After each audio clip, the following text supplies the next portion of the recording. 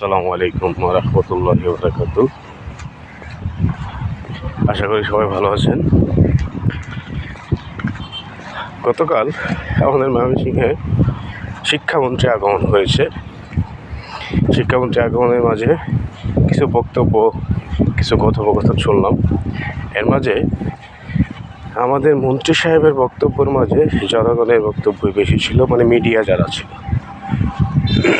কারণ তার মাঝে আমি নিউজ পেপার একটা হেডলাইন পড়লাম যে আমাদের ময়মনসিংহ ইঞ্জিনিয়ারিং কলেজটাকে মুয়েট করবে, মানে পাবলিক বিশ্ববিদ্যালয় করবে। এই পাবলিক বিশ্ববিদ্যালয় আমার দাড়ি গজানোর আগেই মনে হয় শুনছিলাম যে পাবলিক বিশ্ববিদ্যালয় করবে, কিন্তু আদৌ কি হবে কি না তাও সন্দেহ। আমাদের ময়মনসিংহ বিভাগীয় একটা শহরের মাঝে কি আছে আমি দেখি না। বিভাগীয় শহরের মধ্যে কী কী থাকা দরকার, বিভাগীয় শহরের ভিতরে কী কী রাখা দরকার, এগুলো নাই, কিছুই নেই। ভালো একটা স্টেডিয়াম তো দূরের কথা, আদার্স কোনো কিছুই নেই। আমি মনে করি আনন্দমোহন কলেজ থেকে মোটামুটি বেশ কয়েকজন এমপি আছেন সংসদে।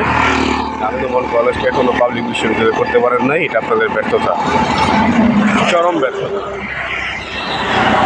আপনাদের প্রথম উচিত ছিল আনন্দমোহন কলেজকে ইউনিভার্সিটি পাবলিক বিশ্ববিদ্যালয় স্বীকৃতি দেওয়া, গ্রহণ করা, সবাইকে বোঝানো যে পাবলিক বিশ্ববিদ্যালয় করে দেবেন।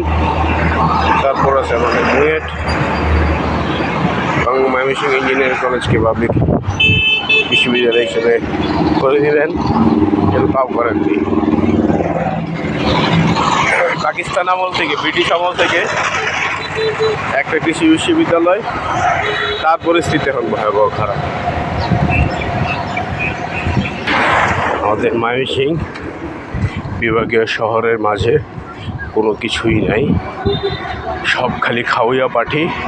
কেমনে খাইব, খাওয়া ছাড়া ওদের কোনো কিছুই নাই।